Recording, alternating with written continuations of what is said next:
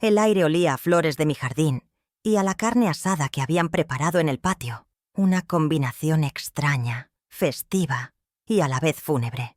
Mi hijo Rodrigo, con una sonrisa que no le llegaba a los ojos, me tomó del brazo y me condujo al centro del salón. Fue entonces cuando lo vi. Una pancarta enorme colgada entre dos pilares de la terraza. En letras doradas y burlonas, decía: «Feliz desalojo, mamá, por una nueva etapa».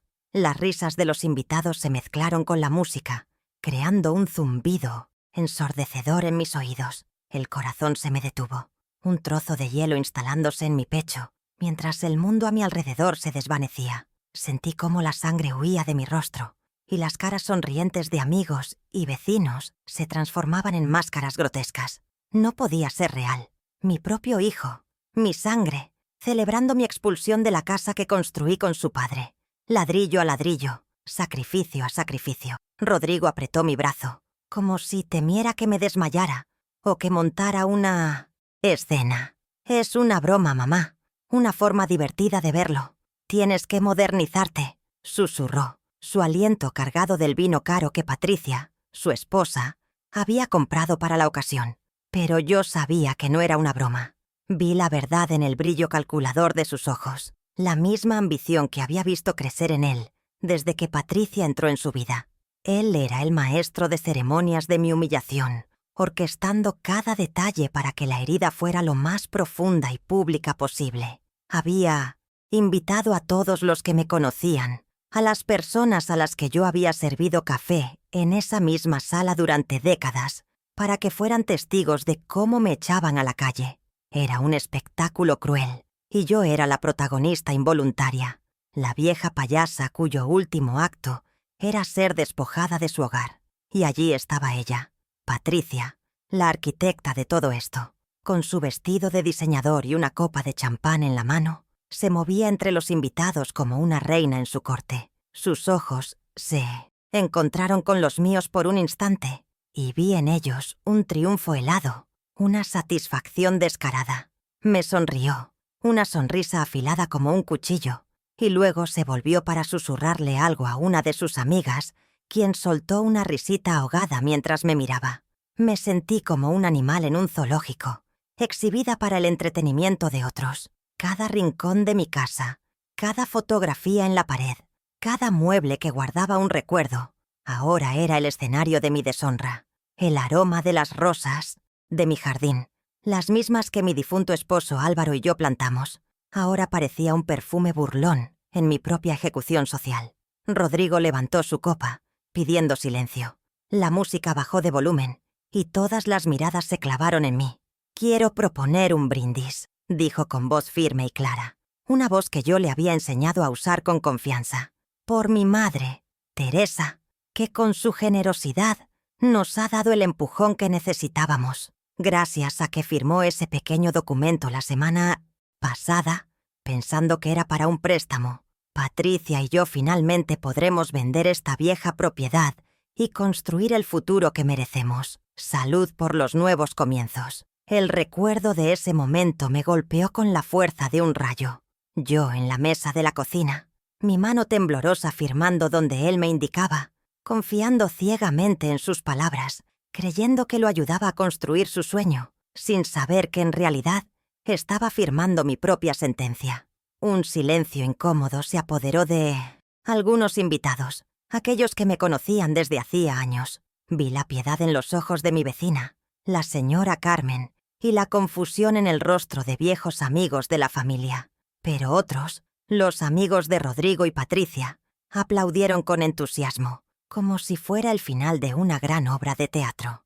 Me sentí desnuda, despojada de mi dignidad capa por capa, bajo el peso de docenas de miradas. Mi hogar, mi refugio, se había convertido en un tribunal donde yo era juzgada y condenada sin derecho a defenderme. Quería gritar, correr, desaparecer, pero mis pies estaban clavados al suelo, paralizados por la magnitud de la traición. Era una pesadilla lúcida, una en la que el monstruo llevaba el rostro del niño al que le había dado la vida.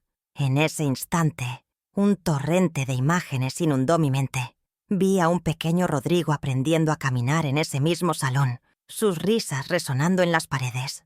Me vi a mí misma, mucho más joven, pasando noches en vela a su lado cuando tenía fiebre, contándole cuentos hasta que se quedaba dormido.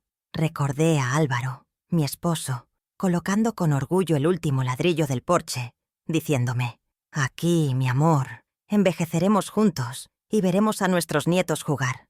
Cada sacrificio, cada hora extra en el hospital, cada sueño pospuesto para darle a él, a Rodrigo, todo lo que yo no tuve, se arremolinaba en mi cabeza como un torbellino de dolor. ¿Cómo podía todo ese amor, toda esa entrega, terminar así, en una fiesta para celebrar mi ruina?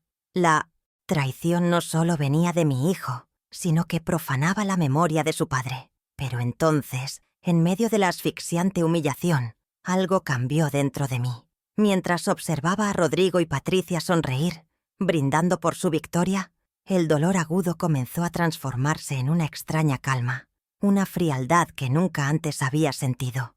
La venda de la confianza ciega y el amor incondicional se desgarró por completo, y por primera vez en mucho tiempo, los vi por lo que realmente eran: dos extraños consumidos por la codicia. Dejé de ver al niño que crié y vi a un hombre que había elegido el dinero por encima de su madre. La tristeza no desapareció, pero se hizo a un lado para dejar espacio a una resolución de acero. Ya no era la víctima indefensa que ellos creían, la mujer que había enfrentado la muerte y el dolor en un hospital durante 40 años no se iba a derrumbar tan fácilmente. Ellos levantaron sus copas, el cristal tintineando para sellar mi destino. Bebieron, rieron, convencidos de que habían ganado. Pero mientras los observaba, un secreto se acurrucó en mi corazón, una promesa silenciosa que le hice a mi difunto esposo en ese mismo instante. No saben nada. Creen que un simple papel firmado con engaños les da poder sobre el legado de Álvaro Figueroa. No tienen idea de que mi esposo, con su infinita sabiduría y su desconfianza hacia Patricia, había puesto un guardián silencioso para proteger nuestro hogar mucho antes de que la codicia de ellos siquiera germinara. Dejemos que celebren, dejemos que se regodeen en su triunfo efímero, porque pronto, muy pronto, descubrirían que la firma más importante no era la mía, y que esta fiesta, su cruel fiesta de desalojo, era solo el principio de su propia caída. Mi nombre es Teresa Figueroa, y a mis 69 años pensaba que ya había visto todo lo que la vida podía ofrecerme, tanto lo bueno como lo malo. Soy enfermera, aunque ya jubilada, y viuda desde hace 10 largos años. Mi mundo se reduce a esta casa, la que ahora mismo es escenario de mi propia humillación. Cada pared de este lugar está impregnada de los ecos de una vida entera, el aroma del café de Álvaro por las mañanas, las marcas de altura de Rodrigo en el marco de la puerta de la cocina, las risas de las navidades pasadas. No es solo una estructura de ladrillos y cemento, es el archivo de mi existencia, el cofre donde guardo mis tesoros más preciados. Vivir aquí sin Álvaro ya era una prueba diaria, pero la idea de ser arrancada de este santuario por mi propio hijo es una herida que no sé si alguna vez podré cerrar. Es profanar todo lo que alguna vez fue sagrado para nosotros. 10 años. A veces parece una eternidad. Otras, como si hubiera sido ayer cuando le di el último beso de despedida a mi Álvaro. Él no era solo mi esposo. Era mi ancla, mi confidente, el que entendía mis silencios y celebraba mis pequeñas alegrías. Desde que se fue, un manto de soledad se ha cernido sobre mí. Una que he intentado combatir con rutinas y recuerdos. Me despierto cada mañana y casi puedo sentir su presencia a mi lado, instándome a levantarme y a regar sus amadas orquídeas. Criar a Rodrigo sola durante su adolescencia, después de la partida de su padre, fue un desafío, pero lo hice con todo el amor del mundo. Quizás me equivoqué en algo, quizás le di demasiado, porque ahora me pregunto si mi amor incondicional fue lo que lo convirtió en el hombre que es hoy, alguien capaz de pisotear mi corazón sin remordimiento. Mi rutina es sencilla, predecible, pero es lo que me mantiene en pie.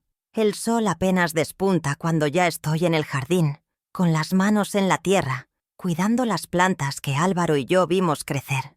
Hablo con ellas, Les cuento mis penas y mis alegrías, como si una parte de él aún viviera en sus raíces. Luego, el ritual del café, lento, saboreando cada sorbo en el silencio de la cocina, mientras veo las noticias. Por las tardes, me dedico a la cocina, preparando viejas recetas familiares que Rodrigo solía adorar.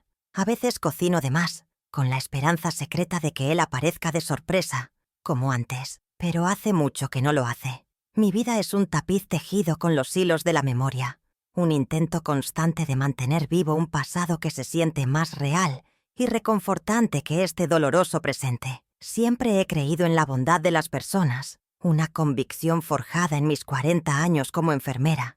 Vi el miedo en los ojos de los pacientes y la gratitud en sus familias. Aprendí que un gesto de amabilidad, una palabra de aliento, podía ser tan curativo como la medicina más avanzada.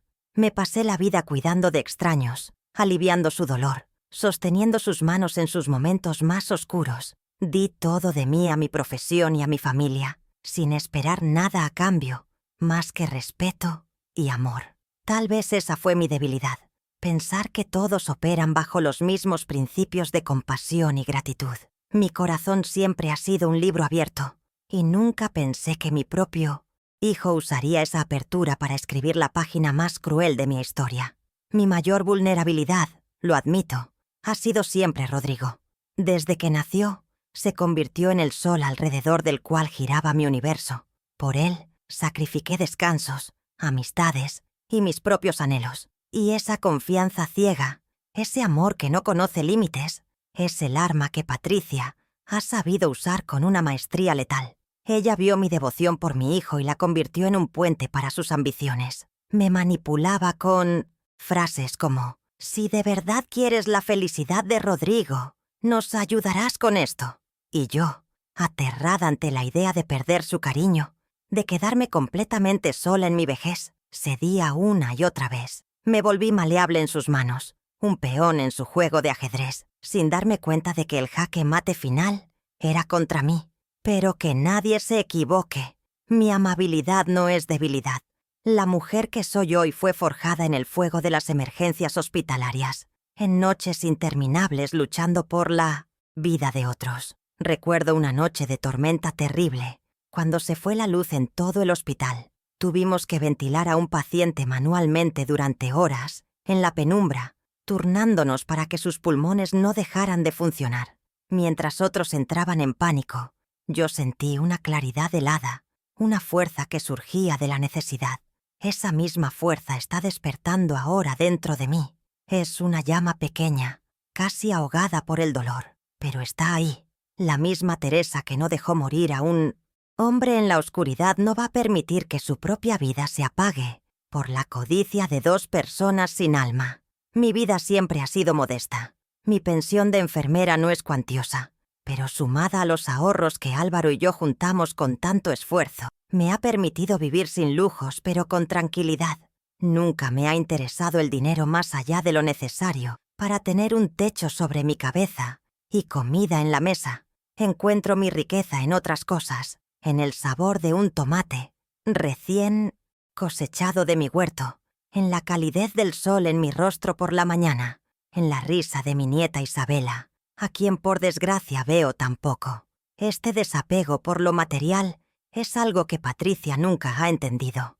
Para ella, el valor de una persona se mide por lo que posee, por la marca de su ropa o el coche que conduce. Esa diferencia fundamental en nuestra forma de ver el mundo es el abismo que nos separa. Soy parte de este barrio desde que era solo un proyecto en un mapa. Conozco a cada familia. He visto a los niños crecer y convertirse en padres. La señora Carmen, de la casa de al lado, todavía me llama cuando a uno de sus nietos le da fiebre, confiando más en mi viejo termómetro y mis consejos que en una visita al médico. Les he puesto inyecciones, les he tomado la presión, he escuchado sus problemas sentada en mi porche. Soy la enfermera del barrio, la abuela de todos, y es por eso que la humillación de hoy duele el doble. No solo me han traicionado en la intimidad de mi hogar, sino que han manchado mi reputación y mi dignidad frente a las personas que me han respetado y querido durante más de 40 años. Me han expuesto como a una anciana senil y fácil de engañar. Cierro los ojos y puedo ver a Rodrigo de niño, con sus rodillas raspadas, corriendo a mis brazos en busca de consuelo. Recuerdo las tardes que pasábamos haciendo sus deberes en la mesa de la cocina, su frustración con las matemáticas y mi paciencia infinita para explicarle una y otra vez. ¿Dónde quedó ese niño? ¿En qué momento se extravió su corazón? Antes de Patricia, nuestra relación era un tesoro. Hablábamos por teléfono todos los días, venía a almorzar los domingos, me contaba sus sueños y sus miedos. Era mi cómplice, mi amigo. Ahora, cuando lo miro, veo a un extraño con su rostro, un hombre cuya voz se ha vuelto fría y cuyos ojos me miran como si yo fuera un obstáculo, un mueble viejo que hay que desechar para hacer espacio a lo nuevo. Esta pérdida es más dolorosa que la de la casa. Así que aquí estoy, sentada en el borde de mi cama, la música de la fiesta de abajo todavía vibrando a través del suelo. En mi mesita de noche hay una fotografía de Álvaro y yo, el día de nuestra boda. Él me mira con tanto amor, con tanta confianza. Tomo el marco entre mis manos y le hago una promesa silenciosa. No voy a dejar que destruyan lo que construimos juntos, mi amor. No voy a permitir que su avaricia borre nuestra historia. Creen que me han vencido, que la vieja Teresa es demasiado frágil para luchar. Pero se han olvidado de quién soy. Soy una Figueroa, soy la viuda de Álvaro. Y sobre todo, soy una madre que está a punto de enseñarle a su hijo la lección más dura de su vida. Que el amor y el respeto no tienen precio y que traicionarlos tiene consecuencias devastadoras. ¿Y tú? ¿Qué habrías hecho en mi lugar? Cuéntamelo en los comentarios. Mi único hijo, Rodrigo. A veces cuando lo miro, todavía veo al niño de mejillas sonrosadas que corría a mis brazos. Pero esa imagen se desvanece rápidamente, reemplazada por la del hombre de 42 años que se ha convertido. Estudió para ser arquitecto, un sueño que yo alimenté con cada turno extra que tomé en el hospital. Sin embargo, su carrera nunca despegó como él esperaba. Trabaja por su cuenta, pero vive ahogado en deudas y en una constante frustración, comparándose con viejos compañeros de universidad que han alcanzado el éxito. No creo que Rodrigo sea una mala persona en el fondo de su corazón, o al menos me aferro a esa idea. Lo que sí es un hombre débil, con una autoestima frágil, que Patricia ha sabido moldear a su antojo. Ella le ha hecho creer que su valor como hombre y como profesional depende del dinero que pueda generar, y mi casa se ha convertido en el símbolo de su fracaso o de su redención. Patricia es la verdaderamente maestra detrás de todo este dolor. La conocí hace 8 años, y desde el primer día sentí un frío en su presencia que no supe interpretar. Es una mujer impecablemente vestida, con una belleza esculpida y una sonrisa que nunca, jamás, le llega a los ojos. Todo en ella es estudiado. Cada gesto, cada palabra, viene de una familia que tuvo dinero y lo perdió todo. Y desde entonces, su única misión en la vida ha sido recuperar ese estatus perdido, a cualquier costo. Me ve a mí no como la madre de su esposo, sino como un activo sin explotar, una reliquia polvorienta sentada sobre una mina de oro. Su ambición es un pozo sin fondo, y ha convencido a mí, hijo, de que para llenarlo, debe sacrificar a su propia madre. Ella es el veneno que ha infectado el alma de Rodrigo. Su matrimonio es un contrato, una alianza estratégica. Lo veo en la forma en que interactúan. No hay ternura, no hay complicidad, solo metas y objetivos. Patricia es quien lleva las riendas, la que traza los planes. A menudo ha escuchado, a través de las paredes, cómo le habla a Rodrigo, con un tono que mezcla el desprecio con una falsa motivación. Lo llama cariño, mientras le recuerda sus fracasos, sus deudas, la vida de lujo que le prometió y que no le ha podido dar.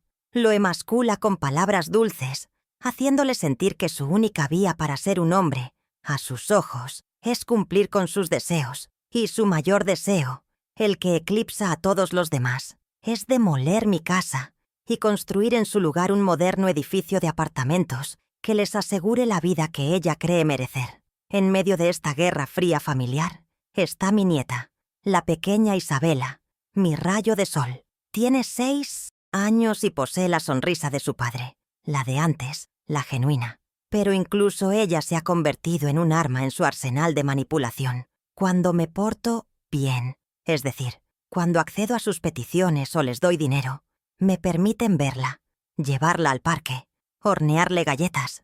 Pero si me atrevo a cuestionar sus decisiones o a poner un límite, de repente Isabella tiene demasiadas tareas o está un poco resfriada. Me extorsionan con el amor de mi propia nieta, sabiendo que ese es mi punto más débil. El dolor de no poder verla es un castigo que me imponen con una crueldad calculada, una forma de recordarme quién tiene el poder en esta familia. Y yo, por miedo a perder esos preciosos momentos con ella, he tragado más humillaciones de las que puedo contar. Al principio la hostilidad de Patricia era sutil, casi imperceptible. Eran pequeños comentarios, dardos envenenados disfrazados de consejos. Criticaba la decoración de mi casa, llamándola anticuada, cuando cocinaba sus platos, favoritos de la infancia para Rodrigo. Ella siempre decía que debería cuidar su colesterol y le servía una ensalada insípida. Me hacía sentir como una extraña en mi propio hogar, como si mis costumbres, mis tradiciones y mis afectos fueran algo vergonzoso que debía ser erradicado. Yo, en mi afán por mantener la paz, por no crearle un problema a mi hijo, me quedaba callada.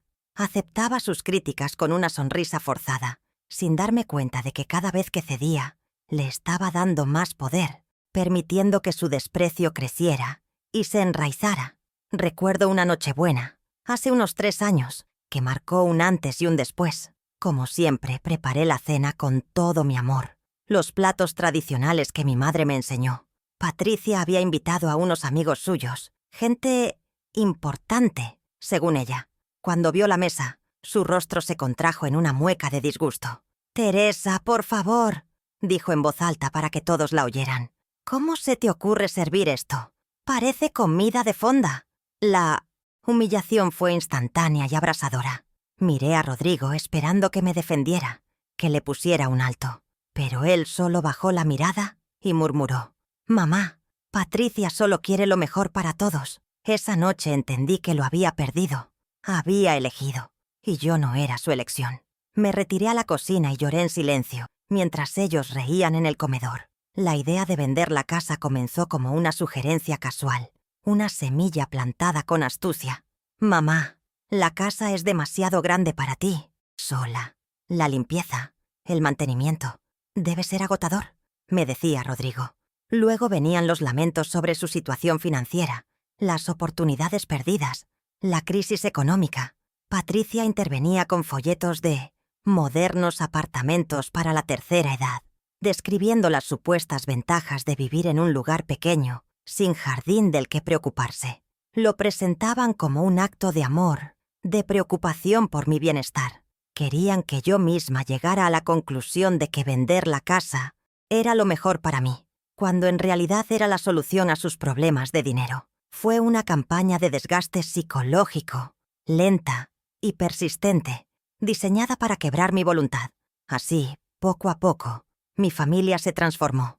Lo que una vez fue un refugio de amor y apoyo, se convirtió en un campo de batalla de intereses y manipulaciones. Rodrigo, mi amado hijo, se convirtió en el soldado de Patricia, ejecutando sus órdenes sin cuestionarlas, ciego a la crueldad de sus actos. Y yo, sin darme cuenta, pasé de ser la matriarca, el pilar de la familia, a ser un obstáculo, un problema a resolver. Han confundido mi amor con estupidez y mi paciencia con debilidad, pero el telón de esta farsa está a punto de caer. Han subestimado a la mujer que dedicó su vida a ellos, sin saber que los sacrificios de una madre a veces incluyen lecciones duras, lecciones que se aprenden a través de la justicia, no del perdón inmerecido. Cuando Álvaro y yo nos casamos, no teníamos nada más que nuestros sueños y el amor que nos profesábamos. Vivíamos en un pequeño apartamento alquilado de una sola habitación,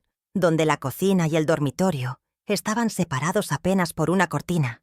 Rodrigo llegó a nuestras vidas y llenó ese pequeño espacio con una alegría inmensa, pero también con nuevas preocupaciones. Fue entonces cuando nació el sueño de esta casa. No era un anhelo de lujo, sino una necesidad de darle a nuestro hijo un lugar seguro, un patio donde pudiera correr, una habitación propia donde pudiera soñar. Cada centavo que ganábamos, después de cubrir lo esencial, iba a parar a una vieja lata de galletas que guardábamos bajo el colchón. Esa lata no solo contenía dinero, contenía nuestras esperanzas, nuestras noches de insomnio y la promesa de un futuro mejor para nuestro hijo. Mi vida como enfermera fue mi vocación, pero también mi mayor sacrificio. Durante 40 años, mis días estuvieron marcados por el sonido de los monitores cardíacos, el olor a antiséptico y el peso constante de la vida y la muerte en mis manos. Trabajaba en turnos dobles, a menudo cubriendo los feriados que nadie más quería, porque la paga era un poco mejor. Llegaba a casa con los pies hinchados y un cansancio que se me metía hasta los huesos, un agotamiento no solo físico, sino emocional, por haber absorbido el dolor de tantos extraños. Vi tragedias que nadie debería ver y sentí el alivio de vidas salvadas. Y todo lo hacía pensando en Rodrigo, imaginando que cada hora extra, cada paciente que cuidaba, era un ladrillo más para la fortaleza de su futuro. Un futuro que él ahora quiere construir sobre mis ruinas. Recuerdo llegar a casa después de un turno de 16 horas, con el cuerpo pidiéndome a gritos una cama, pero mi corazón de madre tenía otras prioridades. Rodrigo me esperaba despierto para que le ayudara con un proyecto de ciencias o para que le leyera un capítulo de su libro favorito. Y yo lo hacía. Me sentaba a su lado, luchando contra el sueño, y le explicaba las complejidades de la fotosíntesis o ponía voces a los personajes de un cuento de piratas. Mi sueldo pagó su colegio privado, sus clases de inglés, sus primeros lápices de colores. Mi cansancio se convirtió en su educación, mi sudor en sus oportunidades. Nunca lo vi como una carga, sino como el privilegio más grande de mi vida. ¿En qué momento olvidó él que cada uno de sus logros fue cimentado sobre mis noches en vela? Hubo una vez, cuando él tenía apenas 8 años, que enfermó de una neumonía terrible. El médico dijo que debíamos hospitalizarlo, pero yo sabía que el ambiente del hospital podía ser traumático y arriesgado. Le rogué al doctor que me dejara cuidarlo en casa, prometiéndole que usaría todos mis conocimientos. Durante una semana, no dormí. Convertí su habitación en una pequeña unidad de cuidados intensivos, vigilando su respiración, controlando su fiebre, administrándole sus medicamentos con una precisión de relojero. Recuerdo haber pasado noches enteras sentada en una silla a su lado, con mi mano en su frente, rezando a todos los santos y sintiendo que mi vida se iba con cada tosido que lo sacudía. Cuando finalmente superó la crisis, sentí que había vuelto a nacer. Le di la vida 2 veces y ahora él me la está quitando en vida. Los sacrificios no cesaron cuando creció. Para pagar su universidad, Álvaro y yo hipotecamos la casa, esa misma casa que él ahora reclama como suya. Vivimos con lo mínimo durante años, posponiendo reparaciones, comprando ropa de segunda mano, olvidándonos de lo que era salir a cenar. Y cuando se graduó, radiante con su título de arquitecto, quiso hacer un viaje por Europa con sus amigos. No teníamos el dinero, pero yo no podía negarle esa experiencia. Sin que Álvaro lo supiera al principio, vendí el único recuerdo de valor que tenía de mi madre, un collar de perlas que ella me dio en mi lecho de muerte. Le entregué el dinero y le dije que era parte de nuestros ahorros. Ver la felicidad en su rostro en ese momento me hizo sentir que cada perla vendida había valido la pena. Hoy, esa memoria me quema por dentro. Incluso después de casarse con Patricia, mi apoyo incondicional continuó. Cuando decidió abrir su propio estudio, fui su primera y única inversora, dándole una suma considerable de mis ahorros, un dinero que, por supuesto, nunca me devolvió. «Te lo pagaré con creces, mamá. Ya verás», me prometió. He perdido la cuenta de las veces que he cuidado a Isabela, sin previo aviso, porque ellos tenían una cena de negocios o simplemente querían ir al cine. Siempre he sido su red de seguridad, la solución a sus emergencias, la presencia constante y fiable a la que siempre podían recurrir. Estaba tan acostumbrada a dar, a ser necesitada, que no me di cuenta de que me había convertido en un servicio a domicilio, una comodidad de la que se puede prescindir cuando ya no es útil. Con el tiempo, mi dar se convirtió en una expectativa y su recibir en un derecho. Los gracias se volvieron escasos y luego inexistentes. Las llamadas telefónicas solo llegaban cuando necesitaban algo. Dinero, mi ayuda con la niña, un favor. Mi cumpleaños pasó a ser una felicitación por mensaje de texto. A veces, ni eso. Intenté hablar con Rodrigo al respecto un par de veces, expresarle cómo me sentía, pero él siempre se ponía a la defensiva, acusándome de ser demasiado sensible o de no entender la presión bajo la que vivía. Me fui haciendo pequeña, invisible. Mi rol de madre se había desdibujado hasta convertirse en el de una proveedora de 1900 servicios, y aparentemente el último servicio que esperaban de mí era que desapareciera y les dejara mi casa. Álvaro era mi compañero en cada uno de estos sacrificios. Él, con sus manos callosas, de tanto trabajar la madera, llegaba a casa tan cansado como yo, pero siempre tenía una sonrisa para mí y un abrazo para Rodrigo. Él fue quien construyó la estantería para sus libros, la casita del árbol en el patio, quien le enseñó a andar en bicicleta. Todo es por el muchacho, Teresa, me decía, para que él tenga las oportunidades que nosotros no tuvimos. Su memoria impregna cada rincón de esta casa, y la traición de Rodrigo es una daga que no solo se clava en mi corazón, sino también en la tumba de su padre. Está profanando el legado de un hombre que le dio todo, un hombre cuyo sudor y esfuerzo están literalmente en los cimientos de este hogar. Hoy, mi cuerpo es el mapa de esa vida de sacrificios. Siento el dolor en mi espalda cada vez que me agacho para cuidar de mis plantas, un recuerdo permanente de los miles de pacientes que levanté. Mis manos, manchadas y arrugadas, cuentan la historia de incontables inyecciones, curaciones y pañales cambiados. Son las manos de una trabajadora, de una cuidadora, de una madre. Cuando Patricia mira mis manos, lo hace con una mueca de asco, como si fueran la prueba de una vida inferior. Ella no ve la historia de amor y entrega que hay en cada arruga.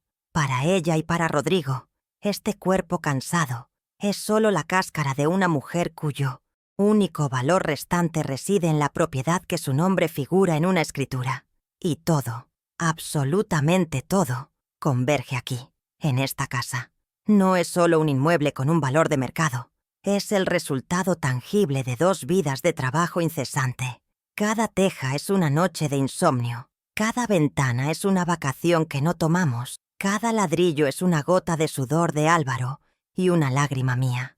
Esta casa es nuestro testamento, el símbolo de nuestro amor y sacrificio por nuestro hijo. Intentar arrebatármela no es un simple acto de codicia, es un intento de borrar mi historia, de anular mi identidad, de decirme que mi vida entera de entrega no ha valido nada.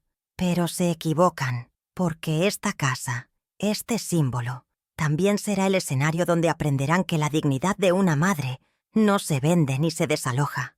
Mi Álvaro era un hombre sabio. A diferencia de mí, que siempre he operado desde el corazón, él veía el mundo con una claridad que a veces me asustaba.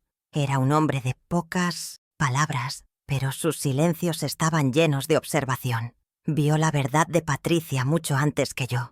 Recuerdo sus primeras visitas a casa, cuando aún eran novios. Mientras yo me esforzaba por hacerla sentir bienvenida, Álvaro la observaba en silencio desde su sillón, con una mirada indescifrable. «Esa mujer no mira a nuestro hijo, Teresa», me dijo una noche en la intimidad de nuestro cuarto. «Mira lo que nuestro hijo puede darle. Hay un hambre en sus ojos que no me gusta». Yo, en mi ceguera, defendí a Rodrigo y su elección, acusando a mi esposo de ser desconfiado y anticuado. ¡Qué tonta fui! Ojalá hubiera escuchado la sabiduría que se escondía en su advertencia.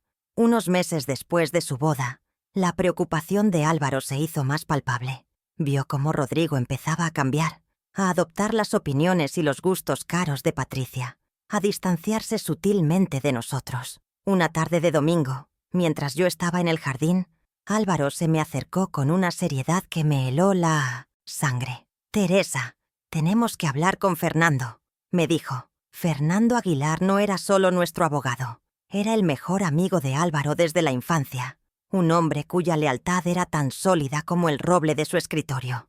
Álvaro insistió en que debíamos poner nuestros asuntos en orden. No es por desconfiar del muchacho, me explicó con calma. Es para protegerte a ti.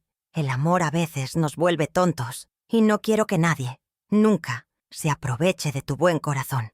En ese momento no lo entendí del todo, pero confié en él. La oficina del abogado Aguilar olía a libros viejos, a cuero y a confianza.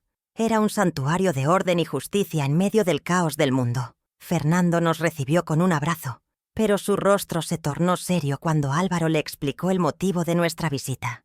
Hablaron en un lenguaje legal que se me escapaba, usando términos como fideicomiso, usufructo vitalicio y cláusula de protección. Yo solo asentía, sintiéndome un poco abrumada, pero completamente segura bajo la protección de esos dos hombres que tanto me querían. Recuerdo la pesada pluma fuente que Fernando nos dio para firmar, y cómo la mano de Álvaro cubrió la mía mientras trazábamos nuestros nombres en el papel. Sentí que era un acto solemne, casi sagrado, un juramento que estábamos haciendo para proteger el fruto de toda nuestra vida de trabajo. Álvaro me lo explicó en términos sencillos en el camino a casa. Piensa en esto como una caja fuerte. Mi amor, me dijo mientras sostenía mi mano. Hemos puesto la casa dentro de esa caja, y Fernando es el único, además de nosotros, que tiene la llave. Mientras tú vivas, nadie puede abrir esa caja ni sacar la casa de ahí. Nadie, ni siquiera Rodrigo. Lo llamó un doble cerrojo para mi tranquilidad. Lo presentó como una medida para protegerme si él llegaba a faltar primero, para que yo nunca tuviera que depender de la buena voluntad de nadie. En mi ingenuidad, pensé que se preocupaba por un futuro lejano e improbable, sin imaginar que la amenaza no vendría de extraños, sino de nuestra propia sangre. Acepté su decisión como el acto de amor y cuidado que era, sin comprender la profética urgencia que lo impulsaba. Tras la muerte de Álvaro, el dolor fue tan inmenso que mi mente bloqueó muchos de los recuerdos de sus últimos años. Guardé todos nuestros papeles importantes, incluyendo la copia de ese documento, en una vieja caja de metal en el fondo de su armario. No volví a abrirla. Era demasiado doloroso. La vida continuó y, con el tiempo, el recuerdo de esa tarde en la oficina de Fernando se cubrió del polvo del olvido. Me concentré en mi hijo, en mi nieta, en mi rutina, y el doble cerrojo de Álvaro quedó latente, un guardián silencioso del que yo misma casi me había olvidado. Es irónico pensar que mi propio duelo fue el que mantuvo el secreto a salvo, lejos de los oídos curiosos y las manos codiciosas de Rodrigo y Patricia. Pero ahora, en medio del ruido de esta fiesta grotesca, el recuerdo ha vuelto a mí con la fuerza de una revelación divina. Mientras mi hijo brindaba por mi desalojo, la imagen de la mano de Álvaro sobre la mía, firmando aquel papel, se proyectó en mi mente con una claridad absoluta. De repente, todo tuvo sentido. La preocupación en los ojos de mi esposo, la seriedad en la voz del abogado, las palabras «nadie puede sacarte de aquí». No era solo un trámite legal, era el último abrazo de Álvaro, su última promesa, extendiéndose a través del tiempo y de la muerte para protegerme. Una fuerza inmensa, nacida de ese amor eterno, me inundó por completo. El miedo se disipó, y en su lugar quedó una certeza de acero. El juego no había terminado. De hecho, mi turno para mover ficha apenas estaba por comenzar. La fiesta terminó con un silencio espeso y vergonzoso. Los invitados se marcharon rápidamente, con miradas de reojo y susurros ahogados, evitando mis ojos. Una vez que la puerta se cerró tras el último de ellos, la falsa alegría de Rodrigo y Patricia se transformó en una ira gélida. «¿Estás contenta, mamá?», siseó Rodrigo, mientras recogía copas vacías con brusquedad. «Has arruinado la noche». Tu cara de funeral hizo que todo el mundo se sintiera incómodo. Patricia añadió con su habitual veneno edulcorado. Solo queríamos hacer de una transición difícil algo un poco más ligero, Teresa. No tienes por qué ser tan dramática. No hubo ni una pizca de remordimiento en sus voces, solo la frustración de que su plan no hubiera salido a la perfección. En ese momento me di cuenta de que no solo querían mi casa, sino que esperaban que yo les agradeciera por quitármela con una sonrisa. A la mañana siguiente la ofensiva continuó. Sobre la mesa de la cocina, donde yo esperaba encontrar el periódico como cada día, había una pila de folletos satinados. Hogares para la tercera edad. Viva sus años dorados con nosotros, decían los titulares. Patricia me los explicó con un entusiasmo fingido, señalando las fotos de ancianos sonrientes jugando al bingo y haciendo aeróbic en una piscina. Mira, Teresa, tendrás actividades, atención médica 24 horas y harás amigos de tu edad. Ya no tendrás que preocuparte por esta casa tan grande. Las imágenes mostraban habitaciones pequeñas e impersonales, pasillos que parecían de hospital y una alegría tan fabricada que resultaba deprimente. Querían cambiar mi hogar, lleno de recuerdos y de vida, por una jaula dorada, y pretendían que lo viera como un regalo, como una mejora en mi calidad de vida. Busqué a Rodrigo, con la ingenua esperanza de encontrar un resquicio del hijo que crié. Lo encontré en el porche, fumando un cigarrillo con nerviosismo. «Hijo», le dije, mi voz temblando ligeramente, ¿de verdad no significa nada para ti esta casa? ¿No recuerdas haber jugado en este mismo jardín? ¿Las navidades alrededor de la chimenea? Por un segundo, creí ver una sombra de duda en su mirada, un destello de la persona que solía ser, pero desapareció tan rápido como llegó. Apartó la vista, incapaz de sostenerme la mirada, y recitó el guión que Patricia le había preparado. «Mamá, tienes que ser práctica. Los tiempos cambian. Esto es lo mejor para todos. Créeme, es una decisión de negocios». La palabra «negocios», usada para describir la aniquilación de nuestra historia familiar, fue como una bofetada. La presión se volvió una presencia constante, un aire denso y difícil de respirar en mi propia casa. Una tarde, sin previo aviso, Patricia llegó con un hombre trajeado que resultó ser un tasador. Mientras yo miraba paralizada desde mi sillón, el hombre recorría cada habitación con una cinta métrica y una libreta, ignorándome por completo. Patricia lo seguía, apuntando cosas y hablando en voz alta sobre el increíble potencial del terreno y cómo, derribando esta pared, se conseguiría un espacio diáfano y moderno. Me sentí como un fantasma, una presencia invisible y molesta en la planificación de mi propia inexistencia. Estaban desmantelando mi vida delante de mis ojos, tratando mi hogar como un cadáver a la espera de la autopsia, y a mí como parte del mobiliario viejo que pronto sería desechado. Pero su crueldad no se limitó a las 4 paredes de mi casa. Comenzaron una campaña para destruir mi reputación en el barrio. Unos días después, me encontré con mi vecina, la señora Carmen, en la panadería. Noté que me miraba con una extraña mezcla de pena y desconfianza. «Teresa, ¿estás bien?», me preguntó en voz baja. «Me encontré a tu nuera el otro día y me dijo que... bueno, que andas un poco confundida últimamente, que te olvidas de las cosas y que te preocupa que no puedas cuidarte sola». El aire se me escapó de los pulmones. Patricia estaba sembrando la duda sobre mi salud mental, pintándome como una anciana senil e incompetente para justificar sus acciones, para que cuando finalmente me echaran, todo el mundo pensara que era por mi propio bien. La frustración de Rodrigo, contenida al principio, comenzó a desbordarse en forma de una agresividad que nunca le había conocido.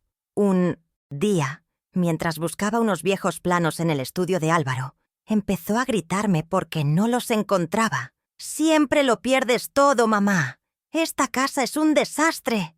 ¿Es que ya no sirves ni para mantener un poco de orden?», me espetó, su rostro enrojecido por la ira. Nunca me había levantado la voz de esa manera. El niño que una vez me traía flores silvestres del campo, ahora me lanzaba palabras afiladas, cada una diseñada para herirme, para hacerme sentir inútil, para quebrar mi espíritu y mi resistencia. Estaba usando la misma táctica que un torturador: aislar a su víctima y demoler su autoestima poco a poco. El tormento psicológico se volvió más sofisticado.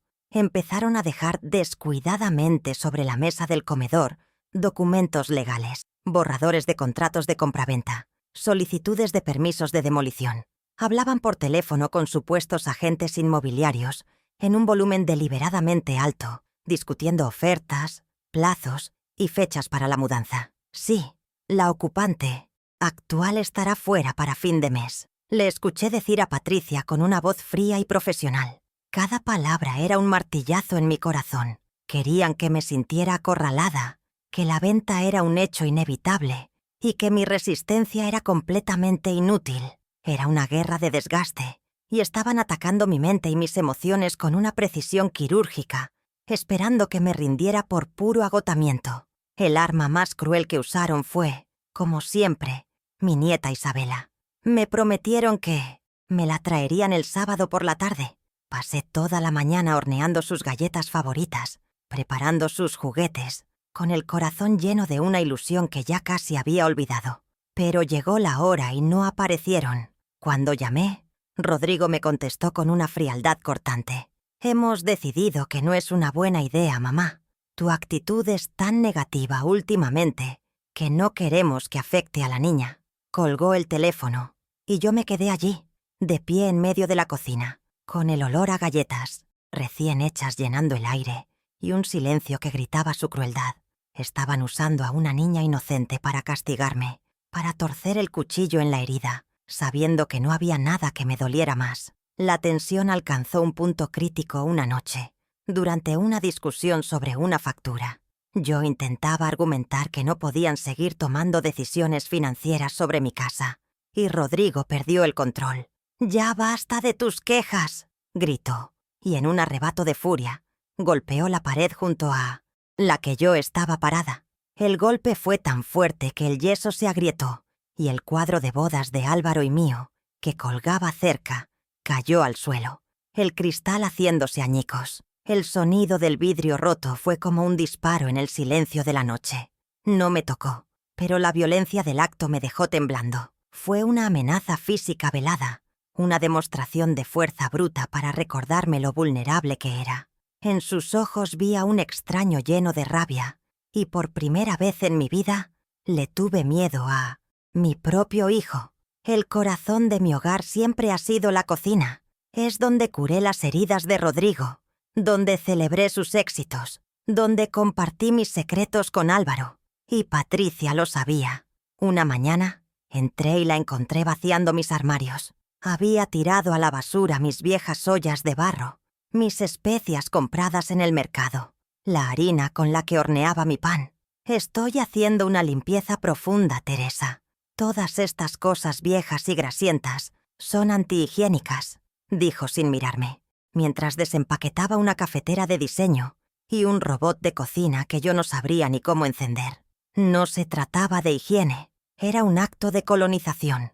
Estaba borrando mi presencia, mis sabores, mi historia, del lugar más sagrado de la casa, reemplazando el alma de mi cocina por un vacío moderno y estéril.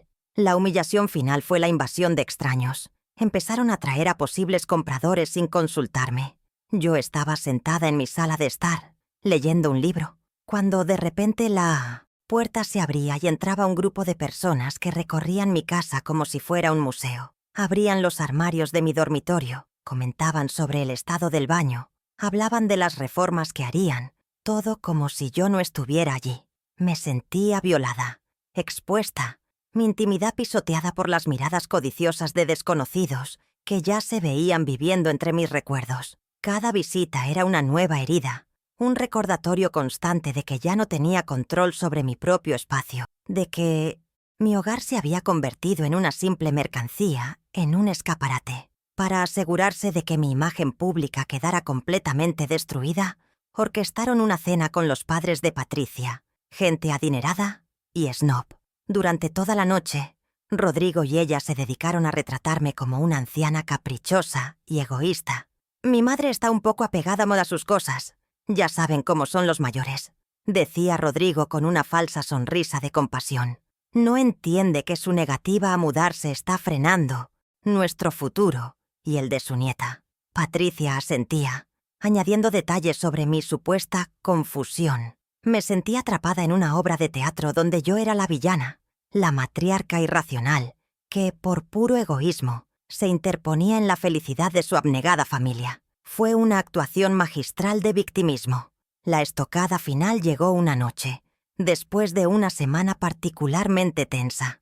Rodrigo se sentó frente a mí. su rostro desprovisto de toda emoción, y pronunció las palabras que finalmente aniquilaron cualquier esperanza que me quedaba. «Mamá, hemos intentado ser razonables», dijo con una calma aterradora. «Si no firmas los papeles para la venta y te mudas voluntariamente la próxima semana, no nos dejas otra opción. Patricia ha estado documentando tus olvidos. Nuestro abogado dice que tenemos un caso sólido para solicitar tu incapacidad legal. Un juez decidirá que no estás en condiciones de tomar tus propias decisiones y te asignaremos un tutor. Y ese tutor, mamá, seré yo». La amenaza de despojarme no solo de mi casa, sino de mi propia autonomía, de mi identidad, colgó en el aire entre nosotros. Esa fue la última gota. Pero en lugar de quebrarme, de hundirme en la desesperación como ellos esperaban, sentí cómo todas mis piezas rotas se unían en una sola estructura de acero. El dolor, el miedo y la tristeza se fusionaron y se enfriaron, convirtiéndose en una determinación pura y cristalina.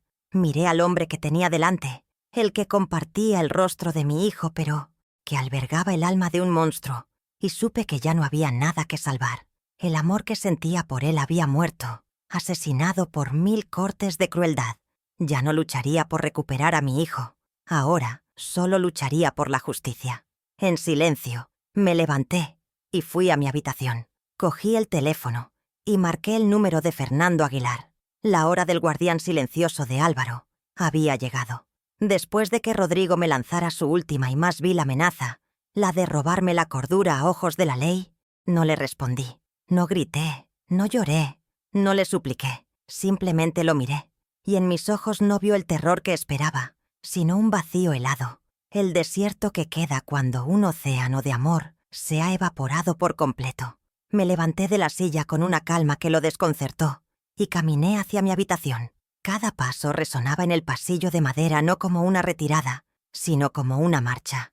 La mujer que había entrado en esa sala de estar, la madre suplicante y con el corazón roto, ya no existía. La que caminaba hacia el teléfono era otra persona, una viuda que iba a honrar la última voluntad de su marido y una mujer que había decidido reclamar su vida, sin importar el costo. El punto de quiebre no fue un estallido ruidoso, sino un clic silencioso y definitivo en el fondo de mi alma. En la soledad de mi cuarto, me senté en el borde de la cama y observé mi reflejo en el espejo del armario. Vi a una anciana, sí, con el cabello blanco y la piel surcada por las arrugas de una vida de trabajo y preocupación. Pero por primera vez en mucho tiempo, vi también la fortaleza en mis ojos, la misma que había visto en mi madre y en mi abuela. Comprendí en ese instante que había estado mendigando amor y respeto en un terreno baldío. Había intentado cosechar gratitud de corazones que solo albergaban codicia. El llanto ya no servía de nada. Era como regar una planta de plástico esperando que floreciera. La decisión de actuar no nació de la rabia o del deseo de venganza, sino de una profunda necesidad de autorrespeto. No podía permitir que el último capítulo de mi vida fuera escrito por ellos. Con una mano que ya no temblaba, cogí el teléfono de mi mesita de noche. El número de la oficina de Fernando Aguilar estaba grabado a fuego en mi memoria. Marqué los dígitos lentamente, con una precisión deliberada. Cuando su secretaria me pasó la llamada y escuché su voz familiar y grave, una ola de alivio me recorrió, pero mi propia voz sonó firme, desprovista de la histeria que él probablemente esperaba. «Fernando, habla Teresa Figueroa», dije con una claridad que me sorprendió a mí misma. «Siento molestarte a estas horas, pero ha llegado el momento. Ha llegado el momento de abrir la caja fuerte de Álvaro». Hubo un breve silencio al otro lado de la línea, y luego una respuesta cargada de la lealtad de toda una vida. «Teresa, te he estado esperando. Dime qué necesitas». Le conté todo, desde la grotesca fiesta de desalojo hasta la amenaza de declararme incapacitada. Fernando escuchó en silencio, interrumpiéndome solo para hacer preguntas precisas, como un cirujano examinando una herida. Su ira era un volcán bajo la superficie de su tono profesional. Cuando terminé, me aseguró con una confianza inquebrantable. «Ese documento que te hicieron firmar es papel mojado, Teresa. El fideicomiso es una fortaleza legal inexpugnable. Tu derecho a vivir en esa casa es vitalicio e irrevocable. Álvaro se aseguró de ello. Luego, su voz se endureció.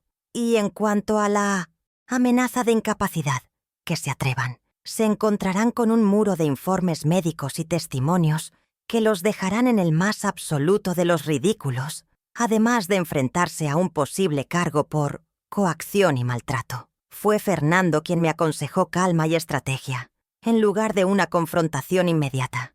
«No les muestres tus cartas todavía, Teresa», me dijo con astucia.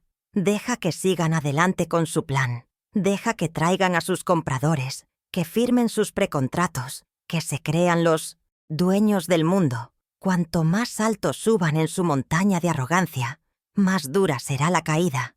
Necesitamos que su codicia quede expuesta a la luz del día, frente a todos. Prepara el escenario, y yo me encargaré de que el acto final sea inolvidable». Su plan no buscaba la venganza, sino la justicia poética, una lección tan pública y contundente que jamás pudieran olvidarla. Por primera vez en meses, sentí que no estaba sola. Tenía un aliado, y juntos íbamos a ejecutar la última y brillante jugada de Álvaro. A la mañana siguiente mi comportamiento cambió. Salí de mi habitación y les di los buenos días a Rodrigo y a Patricia, con una serenidad que los dejó visiblemente perplejos. Cogí los folletos de las residencias de ancianos y les dije: «He estado pensando, y quizás tengáis razón. Debería considerar mis opciones». Su sorpresa inicial dio paso a una sonrisa de triunfo mal disimulada. Creyeron que finalmente me habían quebrado, que su última amenaza había surtido efecto. Durante los días siguientes, me mostré dócil, sumisa. No discutí, no lloré, simplemente observé.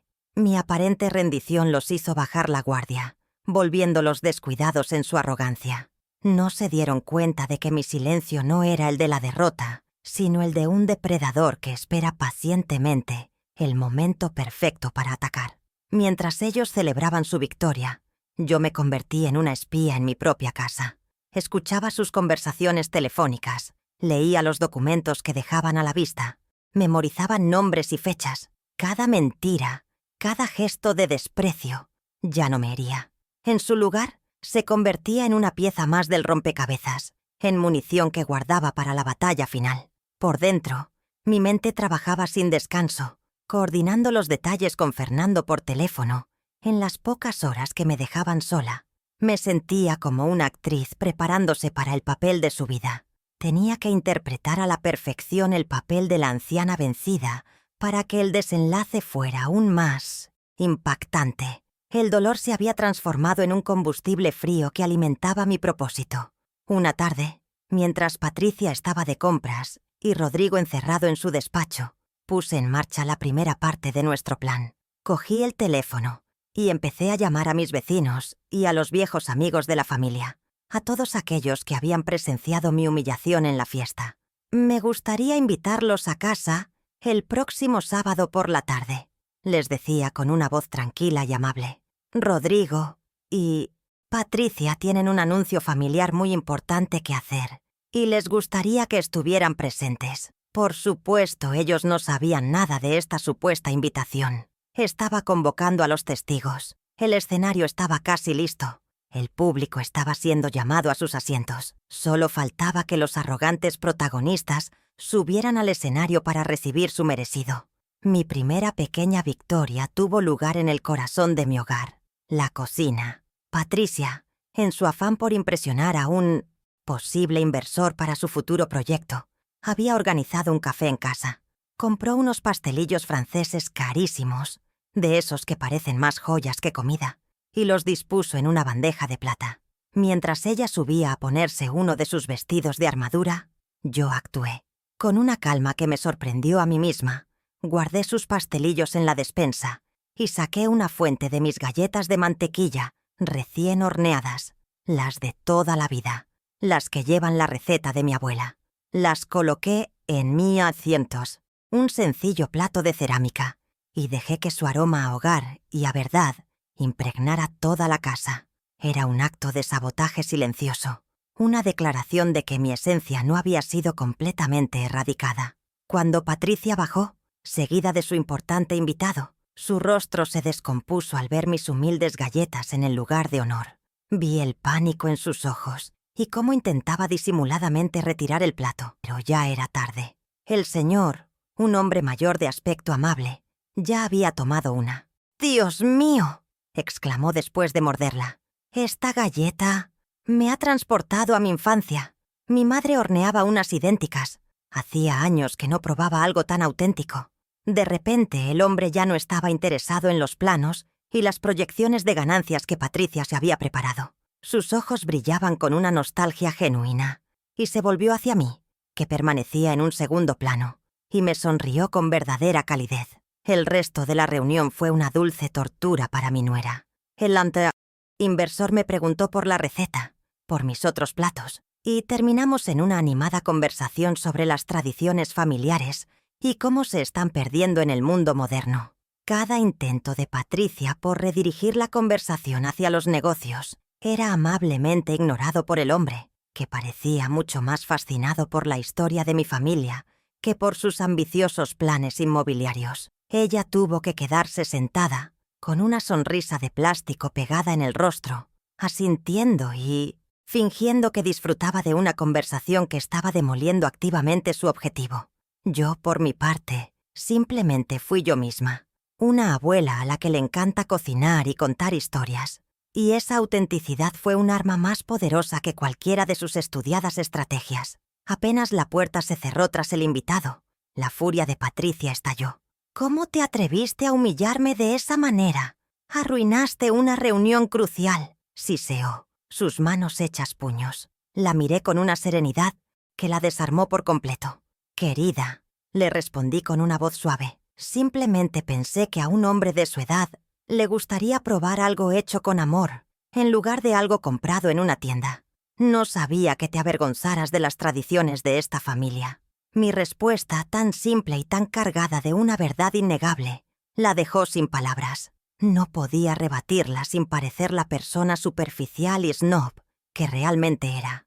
Por primera vez, vi una grieta en su armadura de arrogancia, y me di cuenta de que su poder sobre mí se basaba en un miedo que yo ya no sentía. Esa pequeña batalla ganada en la mesa de café fue más que una simple anécdota, fue un bálsamo para mi espíritu herido. Me demostró que no necesitaba convertirme en alguien que no era para luchar. Mis armas eran mi historia, mi autenticidad, las cosas que ellos consideraban viejas y sin valor. El miedo que me había paralizado durante tanto tiempo comenzó a disiparse, reemplazado por una confianza tranquila. Patricia, con toda su belleza fría y su inteligencia calculadora, era frágil. Su poder se desmoronaba ante la simple calidez de una galleta casera, ante una verdad dicha sin alzar la voz. Comprendí que su mundo, construido sobre las apariencias y la ambición, era un castillo de naipes, y yo, con el soplo de la tradición y la dignidad, podía hacerlo tambalear. Si quieres escuchar más historias como esta, suscríbete y acompáñame. La segunda mini revelación fue obra directa del plan de Fernando, y golpeó donde más les dolía, en sus ambiciones financieras. Rodrigo, envalentonado por mi aparente sumisión, había solicitado una importante reunión en el banco. Su objetivo era conseguir un préstamo puente para iniciar los trámites del proyecto, usando como garantía el documento fraudulento que me había hecho firmar, que supuestamente le daba control sobre la propiedad. Se fue esa mañana vestido con su mejor traje, rebosante de una arrogancia que precedía a la catástrofe. Lo que él no sabía era que Fernando ya había hecho su movimiento, enviando una discreta pero contundente notificación a todas las principales entidades bancarias de la ciudad, advirtiendo sobre el estatus legal de mi casa. Imagino la escena perfectamente. Rodrigo, sentado frente al gerente de crédito, exponiendo sus grandiosos planes con una sonrisa de suficiencia. Le entrega los papeles, esperando una aprobación rápida. El gerente, un hombre metódico y de gafas, revisa la documentación con atención. De repente, su expresión cambia. Se detiene en la nota registral de la propiedad, frunce el ceño y se ajusta las gafas. Levanta la vista y mira a mi hijo por encima de los cristales. «Señor Figueroa», dice con una voz grave y profesional, «me temo que aquí hay un problema muy serio. Según una notificación que hemos recibido esta misma mañana del bufete de abogados Aguilar y Asociados, esta propiedad está sujeta a un fideicomiso irrevocable. Legalmente, usted no tiene la potestad para usarla como garantía. El golpe debió ser brutal. Puedo visualizar la cara de Rodrigo, la sangre desapareciendo de su rostro, su sonrisa arrogante congelándose en una mueca de incredulidad. Seguramente balbuceó. Insistió en que había un error, que él tenía un documento firmado por su madre. Sacaría el papel, lo agitaría en el aire como prueba de su derecho, pero contra la fría lógica de un banco, sus artimañas no servían de nada. «Lo siento, señor», le habría dicho el gerente, con esa cortesía impersonal que es peor que un insulto. Mientras el abogado Fernando Aguilar no levante esta advertencia legal, y créame que su reputación es intachable, este banco no puede ni considerará su solicitud de crédito.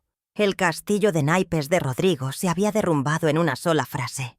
Llegó a casa esa tarde no como el triunfador que esperaba ser, sino como un animal herido y enfurecido. Entró dando un portazo y me lanzó los papeles sobre la mesa de la cocina. Estaba pálido, sus ojos desorbitados por el pánico y la rabia. «¿Qué has hecho?», gritó, su voz temblando. «¿Quién demonios es Fernando Aguilar y qué es eso de un fideicomiso?». Por primera vez desde que todo esto comenzó, el poder había cambiado de manos de una forma tan visible que casi se podía tocar. Ya no era yo la acorralada, la confundida, la víctima. Ahora era él. El cazador había caído en una trampa que no había visto venir, y en su desesperación se volvía contra la única persona que creía poder seguir intimidando. Pero esa persona ya no existía. Fue mi momento de brillar como actriz. Lo miré con una expresión de total inocencia y confusión, abriendo mucho los ojos como si no entendiera nada. «¿Aguilar? ¿Te refieres a Fernandito? ¿El amigo de tu padre?», pregunté, mi voz teñida de una falsa fragilidad. «Pero, hijo, yo no hablo con él desde el funeral de tu padre. ¿Un fideicomiso? No sé nada de eso. Tu padre era muy reservado con sus papeles. Quizás fue algo que él arregló hace muchos años para protegerme. ¿No crees? Mi actuación fue impecable. Mi aparente ignorancia era un muro contra el que su furia se estrellaba inútilmente. No podía acusarme de nada. No podía probar que yo sabía algo. Solo podía quedarse con la terrible duda de qué otros secretos guardaban las paredes de esa casa y los papeles de su padre. Este episodio fue el verdadero punto de inflexión. El secreto ya no estaba completamente oculto, pero había sido revelado en nuestros términos, de forma controlada. Habíamos sembrado el caos y el pánico en su campamento sin disparar nuestro tiro principal. Ahora Rodrigo y Patricia estaban a la defensiva, asustados y operando a ciegas. Sabían que algo andaba mal, pero no conocían el alcance real del plan de Álvaro. Su confianza se había hecho añicos, y la duda se había instalado entre ellos. El camino hacia el sábado, el día de la supuesta visita de los compradores finales y de mi anuncio familiar, estaba ahora pavimentado con su creciente desesperación. La trampa estaba lista, solo faltaba que entraran en ella. El sábado por la tarde, la sala de mi casa se llenó de rostros familiares. Allí estaban la señora Carmen, mis amigas del club de lectura, viejos compañeros de trabajo de Álvaro. Había una tensión palpable en el aire, una curiosidad mezclada con preocupación. Todos recordaban la infame fiesta de desalojo y no sabían qué esperar. Rodrigo y Patricia estaban visiblemente molestos por la concurrencia. «¿Era necesario invitar a todo el barrio, mamá?», me susurró Rodrigo con fastidio. «Esto es un asunto privado». Les sonreí con la misma serenidad que había mantenido durante toda la semana. «Son nuestros amigos, hijo. Quería que estuvieran aquí para compartir nuestra noticia». Creyeron que era el último capricho de una anciana que desvariaba, sin sospechar que cada uno de esos invitados era un miembro del jurado en el juicio que estaba a punto de comenzar. Justo a las 5, tal como estaba previsto, llegaron los compradores. Eran una pareja adinerada, con ese aire de superioridad que da el dinero fácil. Inmediatamente, Rodrigo y Patricia se transformaron en los anfitriones perfectos, deshaciéndose en halagos y atenciones, ignorando por completo al resto de los presentes. Los guiaron por la sala, hablando en voz alta sobre los techos altos y el enorme potencial. «Imaginen aquí una pared de cristal con vistas al jardín», decía Patricia con su voz más seductora. Estaban vendiendo mi vida, mis recuerdos, con el entusiasmo de un mercader en un bazar, mientras yo observaba en silencio desde mi sillón, sintiendo las miradas compasivas de mis amigos sobre mí.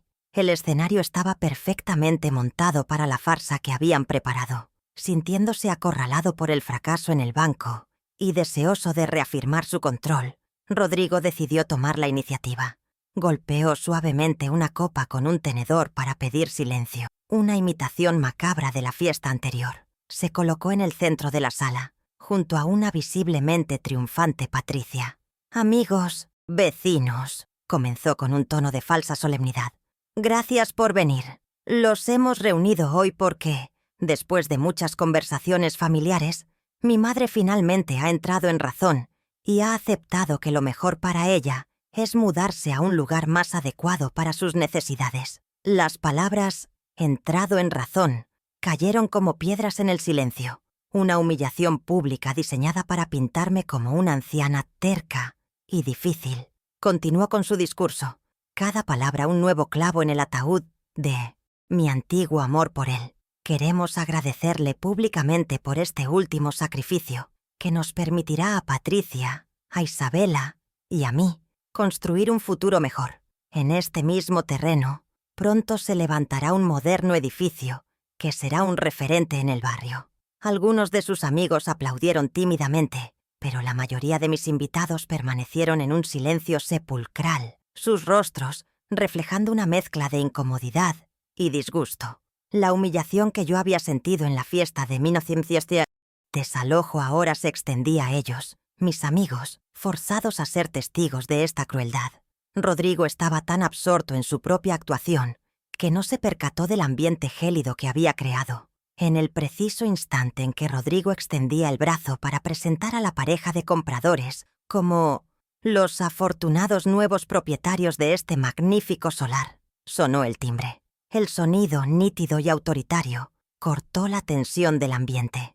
Rodrigo frunció el ceño, molesto por la interrupción. Patricia hizo un gesto de fastidio. «Yo abro», dije levantándome de mi sillón con una lentitud deliberada. Mi voz, tranquila y segura, atrajo todas las miradas. «¿Quién puede ser?», preguntó Patricia con impaciencia. Le dediqué una pequeña y enigmática sonrisa. «Debe de ser mi invitado de honor, el que faltaba para completar el anuncio». El desconcierto se instaló en los rostros de mi hijo y mi nuera, mientras yo caminaba, con la espalda más recta que nunca, hacia la puerta. Abrí la puerta y allí estaba él, Fernando Aguilar, alto, distinguido, con su cabello plateado y un traje oscuro que irradiaba autoridad. Llevaba en su mano un maletín de cuero que parecía pesar tanto como la ley misma. Entró en la sala sin decir una palabra, y su sola presencia provocó un silencio inmediato y absoluto. Todos los presentes, desde los compradores hasta los amigos de Rodrigo, parecieron encogerse ante él. Se acercó a mí, me tomó la mano con una delicadeza inesperada y la besó ligeramente. «Teresa», dijo con una voz profunda que resonó en cada rincón, «estoy aquí, como me pediste». El respeto y la solemnidad de su gesto dejaron claro para todos que yo no era la anciana indefensa que mi hijo había descrito. Fernando soltó mi mano y se dirigió al centro de la sala, convirtiéndose en el foco de todas las miradas. Su mirada recorrió a cada persona antes de hablar. «Buenas tardes a todos. Mi nombre es Fernando Aguilar, socio principal del bufete Aguilar y Asociados». Hizo una pausa, permitiendo que el peso de su presentación se asentara. «Soy además el albacea del patrimonio del difunto señor Álvaro Figueroa». Al oír el nombre de mi esposo, los rostros de Rodrigo y Patricia se transformaron, pasando de la confusión a una palidez mortal. El miedo, puro y helado, finalmente había hecho su aparición en sus ojos. Comprendieron, demasiado tarde, que habían caído en una trampa perfectamente diseñada.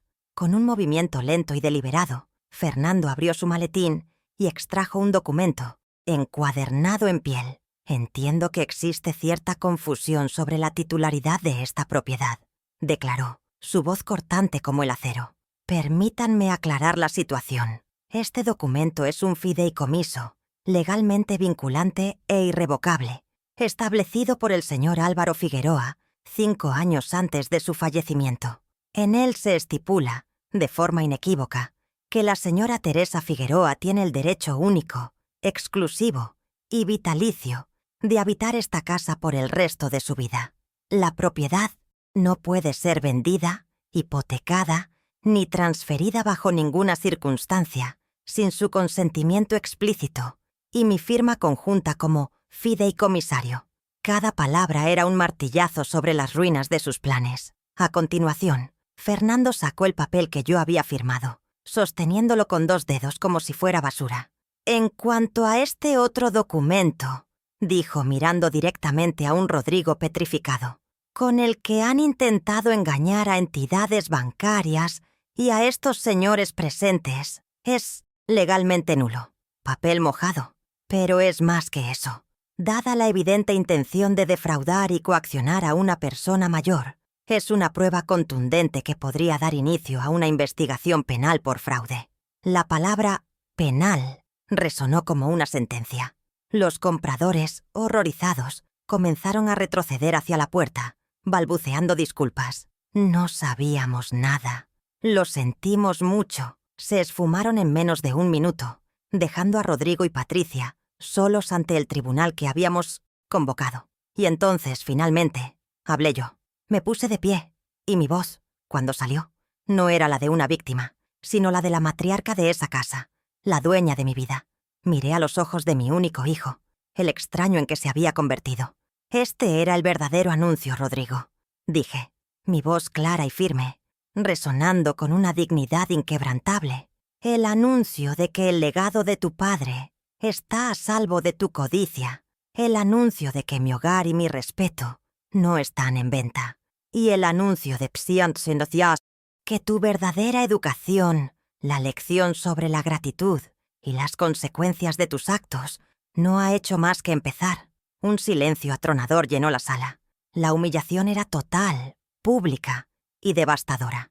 Y esta vez, por fin, estaba en el lado correcto de la justicia. Cuando el último de mis invitados se fue, después de darme un abrazo silencioso o una palabra de aliento, un silencio pesado como una losa cayó sobre la sala. Allí, en medio de los platos de galletas a medio comer, estaban Rodrigo y Patricia, 2 estatuas de sal petrificadas por la humillación. Parecían náufragos en una isla desierta que antes había sido su reino prometido. Ya no había arrogancia en sus posturas, solo el vacío devastador de la derrota total. Fernando permaneció a mi lado, una presencia sólida y protectora.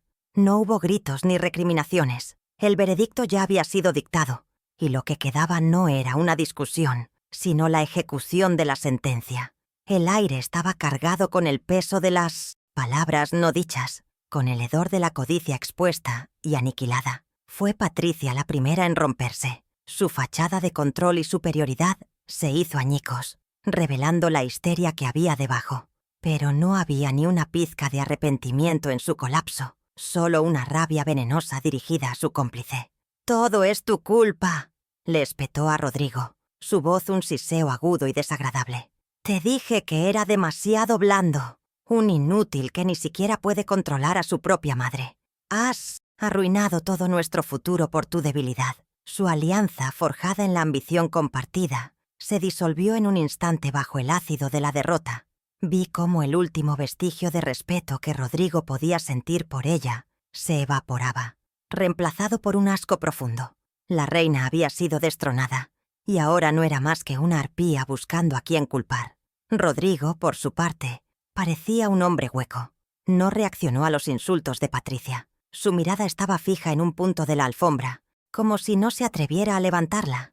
Creo que en ese momento, por primera vez, se vio a sí mismo con total claridad, sin los filtros de la ambición o las justificaciones de su esposa. Vio al hijo que había traicionado a su madre, al hombre que había profanado la memoria de su padre, al cobarde que se había dejado manipular hasta convertirse en un monstruo. La vergüenza lo envolvía como una mortaja, un castigo más pesado que cualquier pérdida económica. No me dirigió la palabra, ni siquiera una mirada. Su silencio era la confesión más elocuente de su culpabilidad, el reconocimiento de que había cruzado un límite del que quizás nunca podría regresar. Con la calma de un juez dictando una orden, y con Fernando a mi lado para asegurar que cada palabra tuviera el peso de la ley, les comuniqué mis términos. No eran negociables. «Patricia», dije, y mi voz sonó extraña, firme. «Recogerás tus cosas y te irás de mi casa esta misma noche. No quiero volver a verte nunca más». Luego me volví hacia Rodrigo. «Tú también te irás. Necesitas tiempo, lejos de aquí, para pensar en el hombre en el que te has convertido. Tienen 24 horas para sacar sus pertenencias personales. Un asistente de Fernando supervisará el proceso para asegurarse de que no se lleven nada que no les pertenezca». No hubo súplicas ni protestas, solo un asentimiento aturdido por parte de Rodrigo y una mirada de odio puro por parte de Patricia. Las consecuencias de sus actos se extendieron rápidamente más allá de las paredes de mi casa. La historia de lo ocurrido en mi sala corrió como la pólvora por todo el barrio y su círculo social. Los amigos que habían aplaudido en la fiesta de desalojo ahora les negaban el saludo.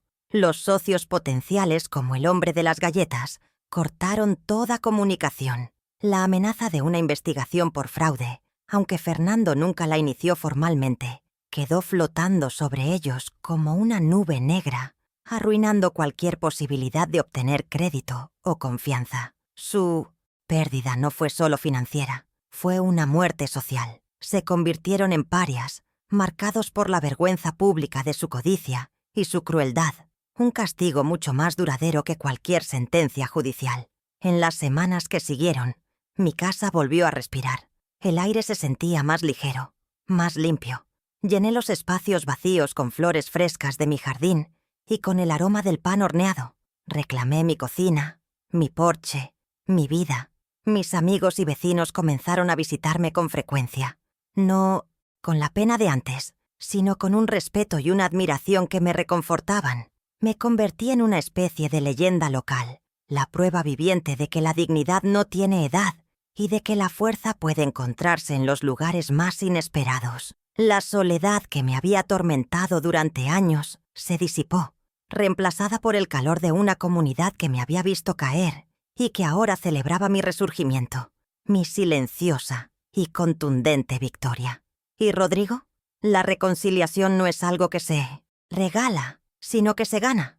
Un mes después, recibí una carta suya, varias páginas escritas con una caligrafía temblorosa.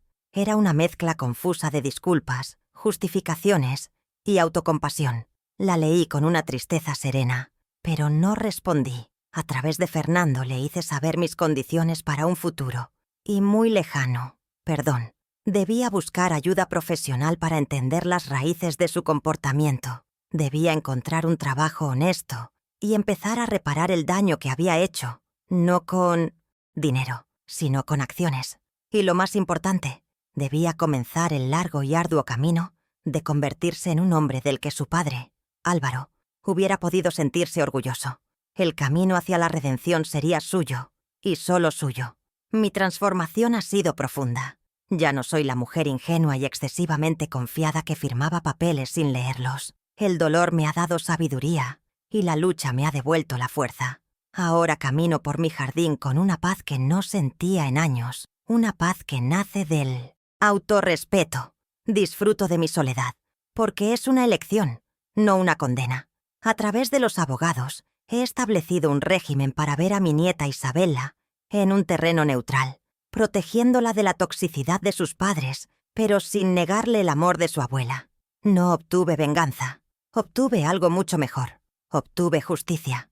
Y en el proceso de defender mi hogar y mi dignidad, me reencontré a mí misma, a Teresa Figueroa, una mujer que, a sus 69 años, finalmente es la dueña absoluta de su vida. He aprendido, a un alto costo, que la familia no siempre es un refugio. A veces, puede convertirse en el campo de batalla, donde se libran las guerras más crueles, porque nadie conoce nuestras debilidades como aquellos a quienes les hemos entregado nuestro corazón. El amor de una madre es incondicional, sí, pero el respeto no debe serlo. El respeto se gana cada día, con cada gesto de gratitud, con cada acto de bondad. Cuando la codicia entra por la puerta, el amor filial salta por la ventana. Y ninguna herencia, ninguna propiedad, vale más que la paz de espíritu y la dignidad. A veces, la lección más grande que podemos enseñar a nuestros hijos no es la del perdón incondicional, sino la de las consecuencias ineludibles, porque el verdadero amor no es permitir que se destruyan a sí mismos con su propia avaricia. Los sacrificios de los padres no son una deuda que los hijos deban pagar con dinero, sino un regalo que deben honrar con gratitud. Cada arruga en el rostro de una madre, cada callo en las manos de un padre, es un testamento de amor, de noches en vela y de sueños pospuestos. Olvidar esto, pisotear este legado sagrado en busca de un beneficio material, es una de las formas más profundas de la pobreza espiritual. Es arrancar las propias raíces y pretender que se puede seguir floreciendo. La casa que tanto anhelaban no estaba construida solo con ladrillos, sino con el tejido de nuestras vidas, y al intentar robarla, no solo demostraron su ingratitud, sino que se quedaron sin cimientos, sin historia y, al final, sin nada que realmente importe. Nunca subestimen la fuerza que se esconde tras el silencio de los años. La sociedad a menudo nos mira a los mayores como seres frágiles, reliquias de un tiempo pasado que deben hacerse a un lado. Confunden nuestras canas con debilidad y nuestra paciencia con resignación. Pero una vida larga nos enseña a observar, a esperar, a entender que las batallas más importantes no se ganan con gritos, sino con estrategia y sabiduría. La fuerza de mi difunto esposo, Álvaro, no residía en su voz, sino en su previsión. Su amor por mí trascendió la muerte, no con palabras, sino con un acto silencioso de protección que se convirtió en mi arma más poderosa. La verdadera fortaleza no hace ruido, simplemente actúa cuando es el momento adecuado. En mi lucha, descubrí la diferencia fundamental entre la justicia y la venganza. La venganza es un fuego que quema sin control, que busca causar un dolor igual o mayor al recibido, y que al final nos consume a nosotros mismos. La justicia, en cambio, es como el agua. Busca restablecer el equilibrio, limpiar la herida y permitir que la vida vuelva a crecer. Yo no busqué destruir a mi hijo, sino obligarlo a enfrentarse a la destrucción que él mismo había causado. Quería que viera su reflejo en el espejo de sus acciones. La justicia me trajo paz, me devolvió el control de mi vida y me permitió cerrar el capítulo del dolor. La venganza solo me habría encadenado a ellos para siempre en un ciclo de amargura. Al final, la lección más importante de todas es esta. El hogar más seguro no es el que está hecho de paredes y techos, sino el que construimos dentro de nosotros mismos, con los ladrillos del autorrespeto y la dignidad.